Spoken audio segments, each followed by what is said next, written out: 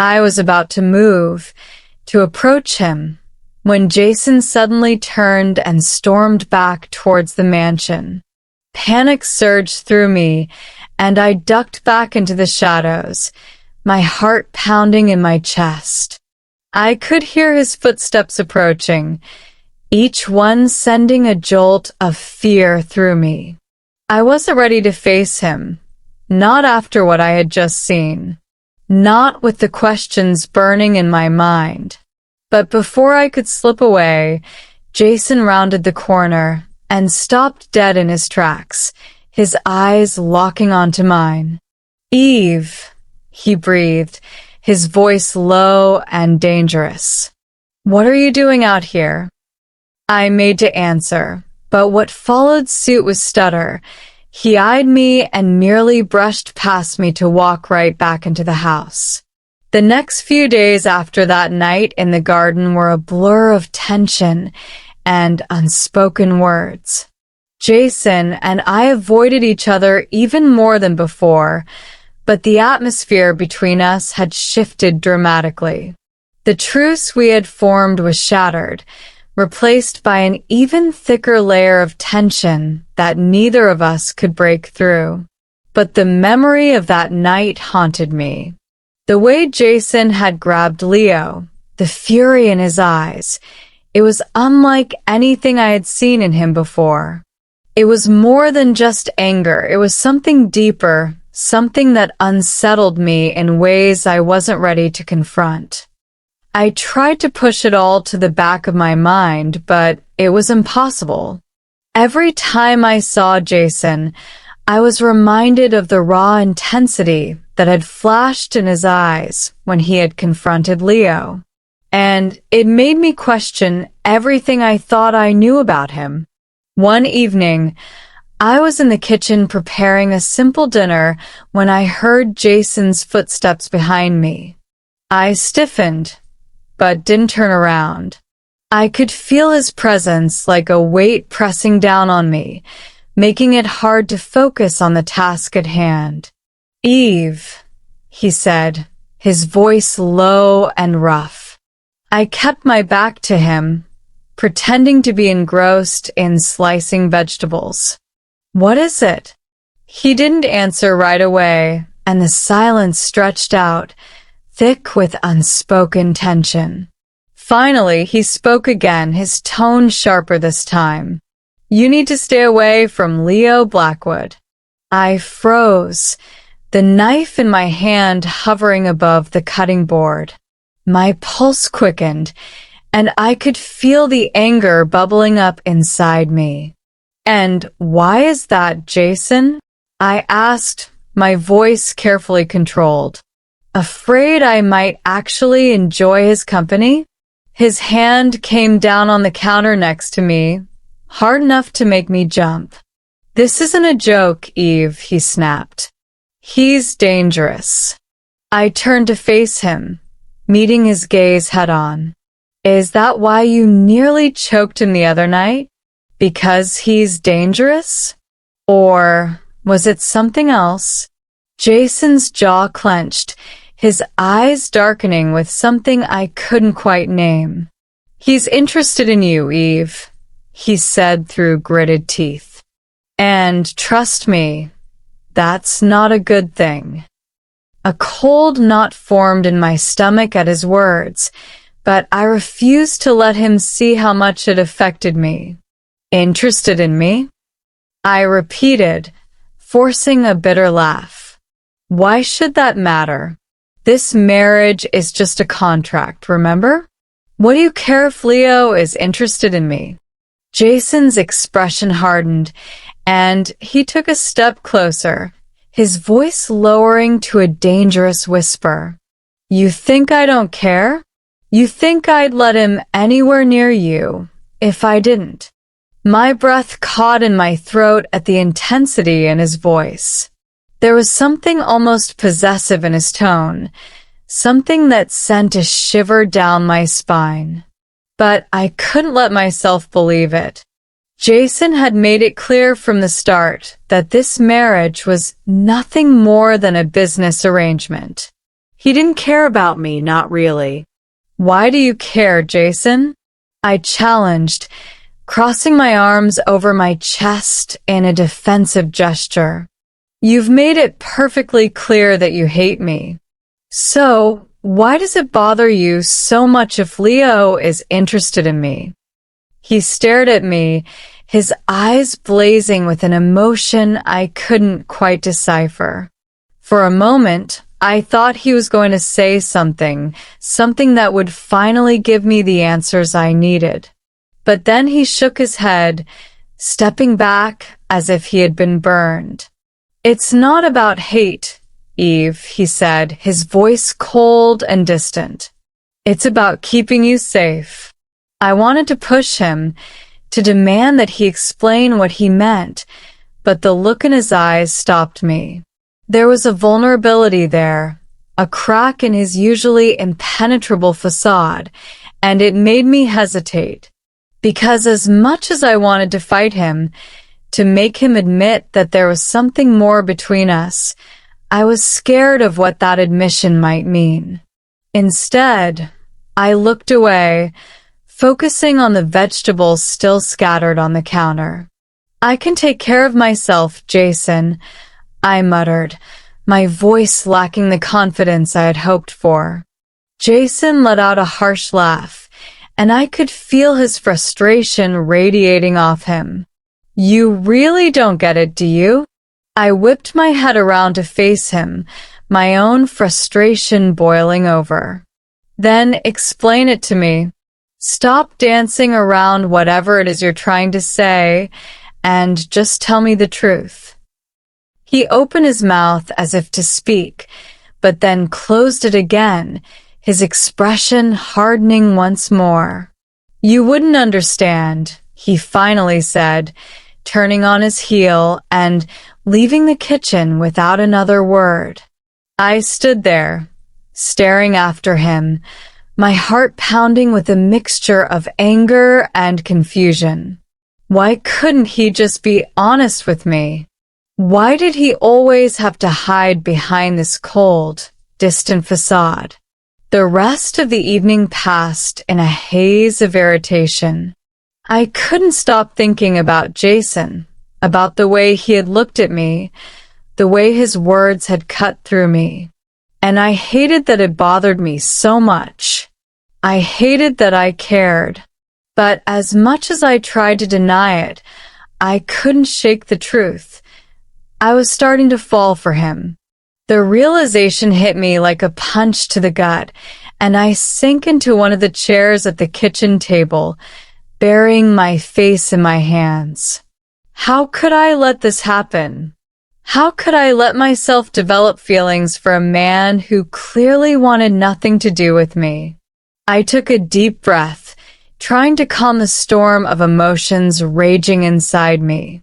No, I couldn't allow this.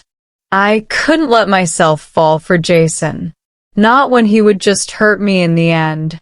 But even as I tried to convince myself of that, I couldn't ignore the warmth that spread through me at the memory of his words.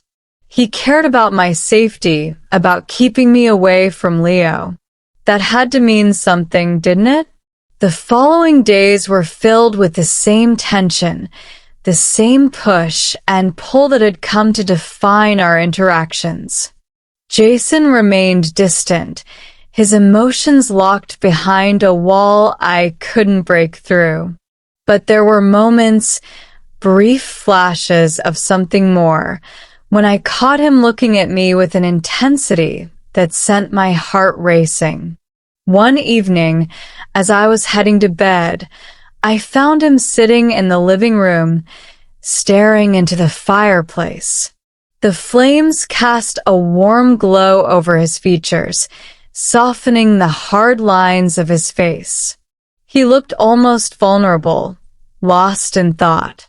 I hesitated at the doorway, unsure whether to approach him or retreat to my room. But something in his expression drew me in, and before I knew it, I was sitting down beside him on the couch. He didn't acknowledge my presence at first, his eyes still fixed on the fire. But then, without turning to look at me, he spoke. "I never wanted this, you know," he said quietly, his voice tinged with regret. I frowned, unsure of what he meant. "Wanted what?" "This marriage," he said, finally turning to meet my gaze. "This mess. It wasn't supposed to be like this." I swallowed hard, unsure of how to respond. There was a vulnerability in his eyes that I hadn't seen before, a glimpse of the man behind the cold exterior. "Then why did you agree to it?" I asked, my voice barely above a whisper. Jason let out a bitter laugh, shaking his head. "Because I didn't have a choice. Because it was the only way to protect what I care about." I wanted to ask him what he meant, to push him for more, but I could see the walls going back up, his expression hardening once more. "You should get some rest," he said, standing up and turning away from me. "It's late." I watched him walk away, a mixture of frustration and sadness gnawing at me. Every time I thought we were making progress, that I was getting closer to understanding him, he would pull away, retreating behind the walls he had built around himself. But despite that, despite the pain and confusion, I couldn't stop the growing feelings inside me. I was falling for him, and there was nothing I could do to stop it. As I lay in bed that night, staring up at the ceiling, I made a decision. I would keep my feelings hidden, buried deep where they couldn't hurt me. I would focus on getting through the rest of this contract, on keeping my heart safe. But deep down, I knew it was already too late. The days that followed were a delicate dance of avoidance and lingering glances, each moment heavy with the tension that neither of us could fully escape. I kept my distance from Jason as much as possible, yet I was acutely aware of his presence in the mansion. Every footstep, every creak of the floorboards sent a ripple through me, reminding me of the man who is constantly on my mind. Despite my resolve to keep my feelings hidden, they refused to stay buried. I found myself looking for him, hoping for those brief moments when our paths would cross. My heart betrayed me every time his eyes met mine, a spark of something unspoken passing between us. One evening, I was in the library, pretending to read a book I had no real interest in. The words on the page blurred as my thoughts wandered back to Jason, to the way he had looked at me with something that resembled regret. I had tried to convince myself that it was nothing, just a fleeting moment, but the memory of it haunted me. Just as I was about to close the book and retreat to my room, the door to the library creaked open. My heart skipped a beat as Jason stepped inside, his gaze immediately finding mine. There was a moment of hesitation in his eyes, as if he was deciding whether to stay or leave. But then he walked over to the armchair across from me and sat down, his expression unreadable. I forced myself to stay calm, to ignore the way my pulse quickened at his proximity. "Couldn't sleep?" I asked, my voice steady despite the turmoil inside me. He shook his head, leaning back in the chair with a sigh. "No. Too much on my mind."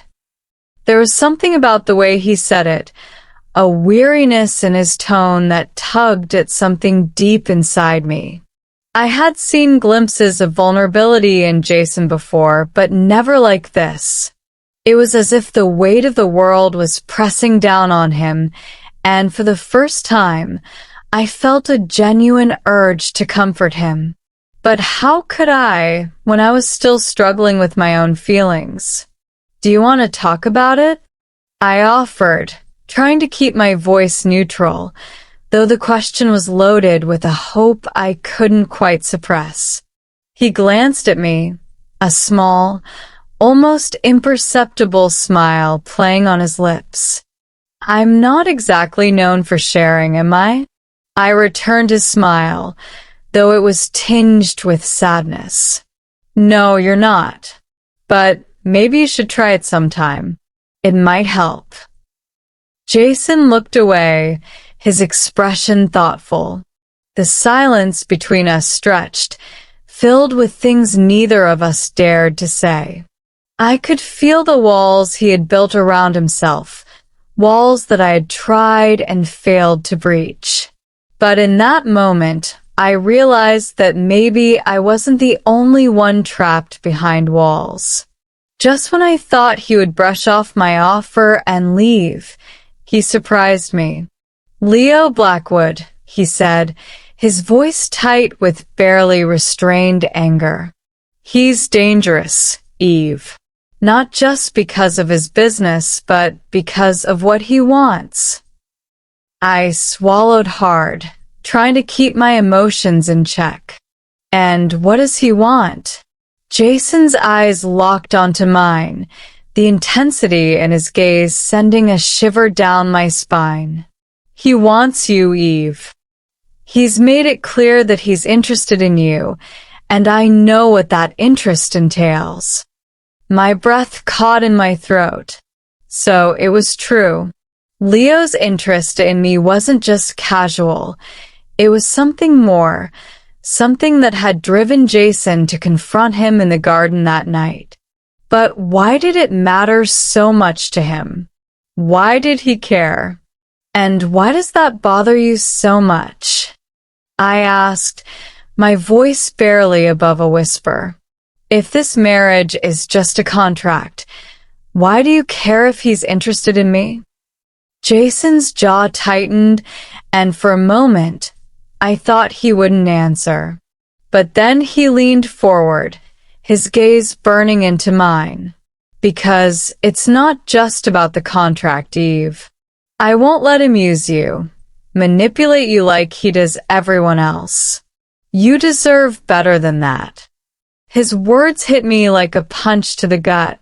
There was something raw and genuine in his voice, something that made my heart ache. But I couldn't let myself believe it, couldn't let myself hope that there was more to his concern than just protecting me from Leo. You can't have it both ways, Jason, I said, trying to keep the tremor out of my voice. You can't push me away and then act like you care about what happens to me. His eyes darkened, and he stood up abruptly, the chair scraping against the floor. I don't want to push you away, Eve, but I can't give you what you want. I stood up as well, my emotions boiling over. And what is it that you think I want, Jason? He hesitated, his gaze searching mine as if trying to find the answer himself. More than what I can offer you, he finally said, his voice tinged with regret. My heart twisted at his words, the truth of them cutting deep. He was right, I wanted more. I wanted him, all of him, but I knew that wasn't possible. Not when he was so determined to keep his distance, to protect himself from whatever it was that kept him locked behind those walls. But before I could say anything else, before I could let the hurt and frustration spill out, Jason took a step back, his expression closing off once more. I'm sorry, Eve, he said quietly, the words heavy with finality. But this is how it has to be. And with that, he turned and left the library, leaving me standing there with my heart in pieces. The next morning, Jason was gone before I even woke up, and I couldn't shake the feeling of emptiness that had settled in my chest. The mansion felt colder, more oppressive, and I found myself wandering the halls, searching for something I couldn't name. As the day wore on, I realized that I was done hiding, done pretending that my feelings didn't exist. I couldn't keep fooling myself. I was falling in love with Jason, despite everything, despite the pain it caused me. But I was also done waiting for him to make a move, to decide whether he wanted me in his life or not. I needed to take control of my own heart, to protect myself from the inevitable hurt that would come if I let these feelings grow any stronger. That evening, I made a decision. I would confront Jason, lay everything out on the table. If he couldn't give me what I needed, what I deserved, then I would walk away. It was the only way to save myself from the heartache that was surely coming. When he returned home late that night, I was waiting for him in the living room. He looked surprised to see me sitting there, but he quickly masked it, his expression slipping back into its usual guardedness. "Eve," he said cautiously, "what are you doing up?" I stood up, my heart pounding in my chest, but I refused to back down. "We need to talk, Jason." He sighed, rubbing a hand over his face. "Can it wait until tomorrow? It's been a long day, and I'm exhausted." "No," I said firmly, my voice stronger than I felt. "It can't wait." He studied me for a moment, then nodded, resigned. "All right. What is it?" I took a deep breath, gathering my courage. "I can't do this anymore, Jason. I can't keep pretending that this marriage is just a contract, that I don't feel anything for you." His eyes widened slightly, and I could see the shock in his expression, but he quickly schooled his features into neutrality. "Eve." "No," I interrupted, holding up a hand. "Let me finish. I've tried to keep my distance, to protect myself, but it's impossible. I'm falling in love with you, Jason, and I can't keep hiding that." His face softened, and for a brief moment, I thought I saw a flash of something, hope maybe, in his eyes. But then it was gone, replaced by that same cold distance. "I'm sorry, Eve," he said quietly, "but I can't give you what you want. I can't be the man you need me to be." The finality in his words was like a dagger to my heart, and I felt the tears welling up in my eyes. But I refused to let them fall. I refused to let him see how much he was hurting me. "Then I guess there's nothing left to say," I whispered, my voice trembling. I turned to leave, but before I could take a step, I felt his hand on my arm, pulling me back. I looked up at him, surprised by the desperation in his eyes. "Eve, wait," he said, his voice rough. "I don't want to lose you." "Then stop pushing me away," I pleaded, my heart breaking at the sight of his pain. "Stop pretending that you don't care." His grip on my arm tightened, and for a moment, I thought he was going to pull me into his arms, to finally let down those walls. But instead, he released me, stepping back as if he couldn't bear to be near me. "I can't," he said, his voice barely above a whisper. "I'm sorry." And with those words, he turned and walked away, leaving me standing there with my heart shattered into a million pieces. But as I watched him go, I realized something. I was done waiting, done hoping that he would change. I had to protect myself, to move on, even if it meant walking away from the man I was falling in love with. But even as I made that decision, A small voice in the back of my mind whispered that it wasn't over. Not yet.